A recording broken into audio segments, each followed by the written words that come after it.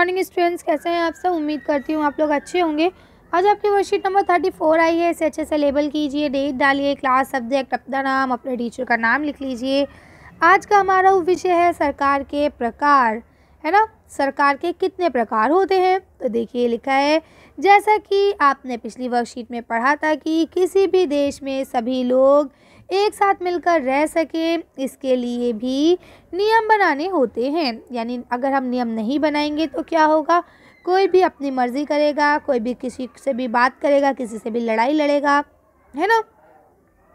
तो क्या लिखा, इन नियमों को ही किसी भी देश के कानून कहा जाता है। यानी इन्हीं नियमों को हम क्या कहते हैं, किसी भी देश का कानून कहते हैं, जो अलग अलग देशों में अलग अलग तरीके से बनाए जाते हैं। किसी भी देश में कानून बनाने तथा पालन करवाने की जिम्मेदारी कार्य सरकार की होती है।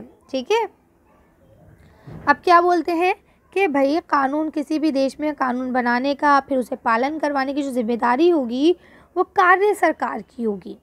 ठीक है, अब कार्य सरकार किसे कहा जाता है, चलिए देखते हैं। यह लिखा है, जहाँ लोग मिलकर चुनाव के माध्यम से अपने प्रतिनिधि यानी नेताओं को चुनते हैं और चुने हुए प्रतिनिधि मिलकर सरकार बनाते हैं, ऐसी सरकार लोकतांत्रिक सरकार कहलाती है। जैसे कि हमारे देश में है, ऐसे ही सब लोग लाइन लगा के वोट डालते हैं और वोट डालने के बाद जो लोग जीतते हैं वही आपकी उनकी ही सरकार बनती है। ठीक है ना। चुनी हुई सरकार एक निश्चित समय के लिए लोगों के लिए काम करती है। जाहिर सी बात है, जो चुनी हुई सरकार होती है उसके लिए एक टाइम अवधि, समय अवधि बना दी गई है कि भाई आप 5 साल के लिए काम करेंगे या आप 6 साल के लिए काम करेंगे, है ना। तो आगे देखिए लिखा हुआ है, सरकार के किए हुए कार्यों के विषय में लोग जानकारी ले सकते हैं तथा प्रश्न भी कर सकते हैं। यानी अब सरकार जिसको हमने चुना और अपने सरकार में लिया, अपना प्रतिनिधि चुना उसे, है ना, तो अब हम उससे सवाल भी पूछ सकते हैं कि भाई आपने क्या काम किया हमारे लिए, है ना, और किया तो कैसे किया, तथा इन कार्यों को करने के लिए सरकार के पास कुछ आधिकारिक शक्तियाँ और शक्तियों के रूप में होते हैं। उन्हें कुछ अधिकार दिए जाते हैं जो उनकी शक्तियाँ कहलाती हैं।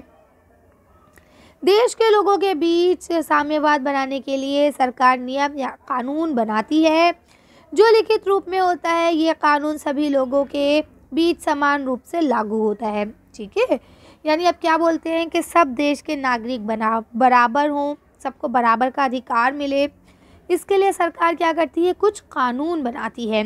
ठीक है, और ये कानून वर्बली नहीं होते बल्कि क्या होते हैं, लिखित रूप में होते हैं।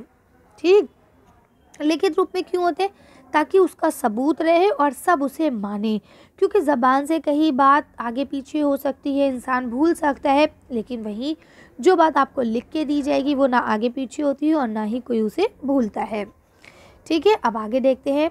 अब यहाँ देखिए क्या लिखा है, जिस देश में सरकार का चुनाव लोगों द्वारा मिलकर नहीं होता है, ठीक है, याद रखिएगा, मिलकर नहीं होता है, सरकार के रूप में सभी निर्णय लेने का अधिकार केवल एक ही व्यक्ति, जैसे कि राजा रानी, है ना, उसे कहा जाता है, उसके पास हो, या राजा रानी अगले राजा रानी का चुनाव अपने पुत्र या पुत्री में से ही अथवा अपनी मर्जी में से ही किसी व्यक्ति का करते हैं।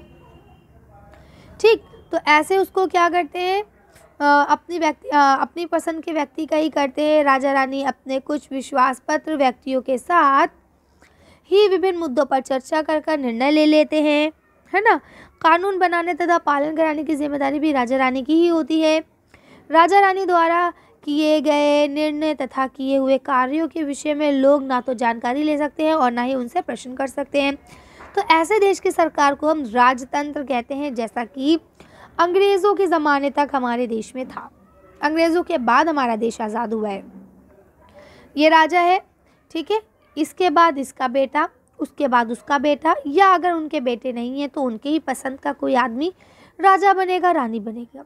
ठीक है, और वही राज करेंगे, वही सारे निर्णय खुद लेंगे, कानून भी वो खुद बनाएंगे, किसी से नहीं पूछेंगे कि भाई आपकी क्या रजामंदी है या आप क्या चाहते हैं। ठीक है, उन्हीं के द्वारा निर्णय लिए जाते हैं और उन्हीं के द्वारा ही काम किए जाते हैं, और वो काम कर रहे हैं या नहीं कर रहे हैं उसकी जानकारी आप उनसे नहीं ले सकते। ठीक है, अब यहाँ लिखा है, आप अपने देश में कैसी सरकार पसंद करेंगे, लोकतंत्र या राजतंत्र? कोई 2 कारण बताइए। अब देखिए, आपको लोकतंत्र भी बता दिया गया और राजतंत्र भी बता दिया गया। ठीक, अब आप अपने देश में, अब अगर आपसे कहा जाए कि भाई आप इस देश में रहते हैं, आप कौन सी सरकार चाहते हैं, लोकतंत्र चाहते हैं कि राजतंत्र चाहते हैं? तो आपका जवाब क्या होगा? ठीक है, चलिए तो इसका एक हम जवाब देख लेते हैं और उसके साथ वीडियो को फिनिश करेंगे। वैसे तो ये जवाब आपको खुद लिखना चाहिए, लेकिन मैं आपको एक साफ़ सुथरा सा जवाब बताती हूँ जो आप में से सब लोग लिख सकते हैं, है ना। चलिए तो इसका आंसर देखिए, वीडियो फिनिश करेंगे। देखिए, आप इसका आंसर यहाँ से लिख सकते हैं बच्चों कि हमें जो है अपने देश में हम लोकतांत्रिक सरकार को पसंद करेंगे। वो इसलिए क्योंकि लोकतांत्रिक सरकार में हमारे द्वारा ही प्रतिनिधियों को चुना जाता है और उनके द्वारा किए गए कार्य जो भी हैं उनके बारे में हम जानकारी ले सकते हैं, उनसे बात कर सकते हैं। ठीक है, अच्छा, अब उसको हम क्यों नहीं चुनेंगे अगर हमसे पूछा जाए तो उसका आंसर तब आपको लिखना है कि भाई हम उनको इसलिए नहीं चुनेंगे, राज्य सरकार को हम इसलिए नहीं, वो राजतंत्र को हम इसलिए नहीं चुनेंगे क्योंकि उनके द्वारा किया गया कार्य जो है वो ना तो हमारी सहमति से किया जाता है और ना ही उसकी हमें जानकारी दी जाती है।